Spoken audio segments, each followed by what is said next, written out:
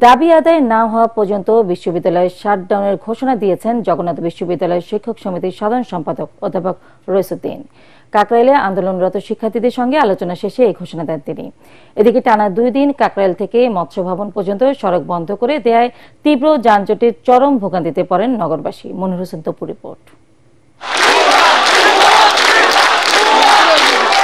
রোদ বৃষ্টি উপেক্ষা করে দ্বিতীয় দিনের মতো আন্দোলন করছেন জগন্নাথ বিশ্ববিদ্যালয়ের শিক্ষার্থীরা। স্লোগানে স্লোগানে দাবি আদায়ের চেষ্টা করছেন তারা।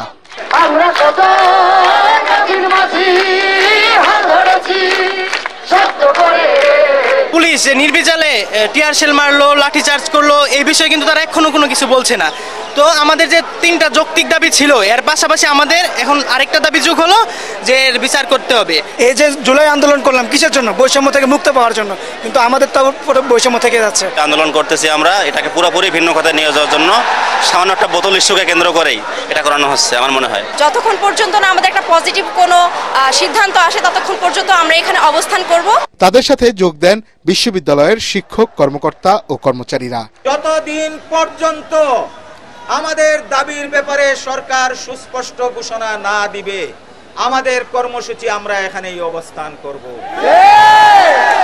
আর আরেকটি কর্মসূচি, যেহেতু সকল শিক্ষক, শিক্ষার্থী, কর্মকর্তা, কর্মচারী এখানেই আছে, তো ওই ক্যাম্পাস অটো শাটডাউন, ওই ক্যাম্পাস আর খোলার দরকার নেই।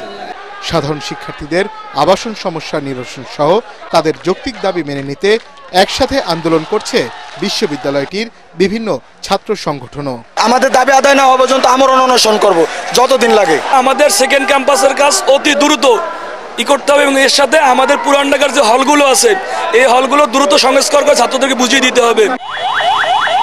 এদিকে ব্যস্ততম এই সড়ক বন্ধ থাকায় আশপাশের সড়কগুলোতে তীব্র যানজট দেখা দেয়। আমরা এসব আন্দোলন আমরা চাই না। প্রতিনিয়ত আজকে এই রাস্তা বন্ধ, কালকে ওই রাস্তা বন্ধ, পরশুদিন আরেক জায়গায় বন্ধ। তো এরকম যদি ঢাকা শহরের রাস্তা বন্ধ থাকে, মানুষের তো চলাফেরার একটা বিঘ্নতা ঘটায়। সরকার একটি উপায় বের করা দরকার, সংশ্লিষ্ট যে পক্ষগুলো তাদের সঙ্গে আলোচনা করে যে এটার বিকল্প কি ব্যবস্থা করা যায়। আলোচনার মাধ্যমে দাবি আদায়ের পরামর্শ দিয়েছেন ভুক্তভোগীরা। 3 দফা দাবিতে উত্তাল জগন্নাথ বিশ্ববিদ্যালয়ের শিক্ষক শিক্ষার্থীদের আন্দোলন। টানা স্লোগানের মধ্য দিয়ে তারা দাবি আদায়ের চেষ্টা করছেন। তারা বলছেন দাবি পূরণ না হওয়া পর্যন্ত খালি হাতে ফেরবেন না তারা। মনির হোসেন তপু, ATN বাংলা, ঢাকা। ঢাকা বিশ্ববিদ্যালয়ের শিক্ষার্থী ছাত্রদল নেতা শাহরিয়ার আলম শাম্য হত্যার ঘটনায় ক্যাম্পাসে নিরাপত্তা দিতে ব্যর্থতার দায় নিয়ে ভিসি ও প্রক্টরের পদত্যাগের দাবি করেছে সাধারণ শিক্ষার্থী ও ছাত্রদল। উপাচার্যের বাসভবনের সামনে কালো ব্যাজ পরে অবস্থান কর্মসূচি থেকে এই দাবি জানানো হয়। এ সময় শাম্যের মৃত্যু নিয়ে বিএনপিকে জড়িয়ে ছাত্র শিবির সামাজিক যোগাযোগ মাধ্যমে অপপ্রচার করছে বলে মন্তব্য করেন ছাত্রদলের সভাপতি রাকিবুল ইসলাম রাকিব। দাবি আদায় না হলে মার্চ ফর জাস্টিসের ঘোষণাও দেন তিনি। ইমদাদুল্লাহ বাবু রিপোর্ট। শাম্য হত্যার প্রতিবাদে ক্লাস পরীক্ষা বাদ দিয়ে শিক্ষার্থীদের ধর্মঘটের মধ্যেই বৃহস্পতিবার ক্যাম্পাসে কালো ব্যাজ পরে অবস্থান কর্মসূচি পালন করে ছাত্রদল ও সাধারণ শিক্ষার্থীরা। খণ্ড খণ্ড মিছিল নিয়ে সকাল থেকে বিভিন্ন হল ও বিভাগের শিক্ষার্থীরা জড়ো হয় ভিসির বাংলোর সামনে। শিক্ষার্থীরা বলছে প্রায় সময় বহিরাগতরা ক্যাম্পাসে এসে মাদক সেবন করে। বিষয়টি বহুবার কর্তৃপক্ষকে জানানো হলেও কোনো প্রতিকার মেলেনি। আমাদের ক্যাম্পাসে কোনো নিরাপত্তা নাই, শুধু হত্যা ছাড়াও আমাদের ক্যাম্পাসে ছুরি, ছিনতাই সব সময় লেগে থাকতেছে। সোহরাওয়ার্দী উদ্যান হচ্ছে মাদক ব্যবসার জড়িতর কারণে এর আগেও হচ্ছে অনেক সময় হচ্ছে হত্যাকাণ্ডের শিকার হয়েছে। মাদকাসক্ত যারা আছেন তারা উদ্যানে যেহেতু থাকে, তারা আবার বিশ্ববিদ্যালয়ের মেয়েদের হলগুলোর সামনে যে দাঁড়িয়ে বিভিন্ন অশ্লীল অঙ্গভঙ্গি করে। সাধারণ শিক্ষার্থীদের নিরাপত্তা না দিতে পারায় কর্তৃপক্ষের অপসারণের দাবি করে বিক্ষোভকারীরা। ভিসির ব্যর্থতা রয়েছে, প্রক্টরের ব্যর্থতা রয়েছে। আমরা নিরাপদ ক্যাম্পাস চাই। বিশ্ববিদ্যালয় কর্তৃপক্ষ যারা ভিসি তার পদত্যাগ করা উচিত। এ সময় ছাত্রদলের সভাপতি রাকিবুল ইসলাম রাকিব বলেন, বর্তমান প্রশাসন ফ্যাসিস্ট নীল দলের শিক্ষক এবং নিষিদ্ধ ছাত্রলীগের বিরুদ্ধেও কোনো ব্যবস্থা নেয়নি। শাম্য হত্যার বিচার এবং ফ্যাসিস্টদের বিরুদ্ধে ব্যবস্থা না নিলে কঠোর কর্মসূচি ঘোষণার কথাও জানান তিনি। 1971 সালের পরাজিত শক্তিদের দূষণ রয়েছে, যারা এই ঢাকা বিশ্ববিদ্যালয়ে এখনো গুপ্ত অবস্থায় রাজনীতি করে, তারা প্রকাশ্যে তাদের সংগঠনের পরিচয় দিতে লজ্জাবোধ করে।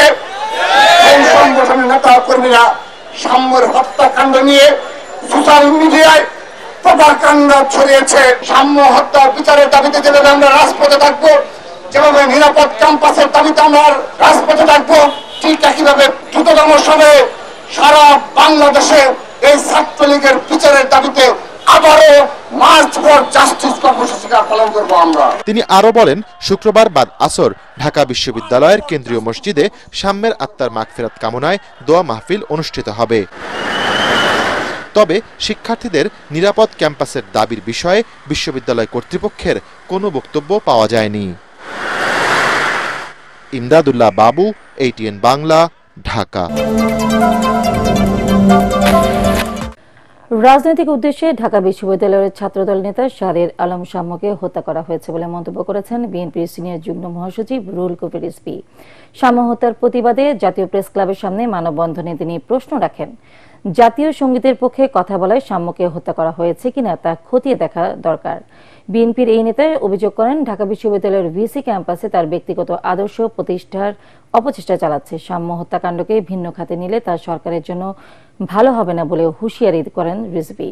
এ সময় আন্দোলনরত জগন্নাথ বিশ্ববিদ্যালয়ের শিক্ষার্থীদের সাথে সরকারের দ্বিচারী মনোভাবের সমালোচনা করেন বিএনপির এই নেতা।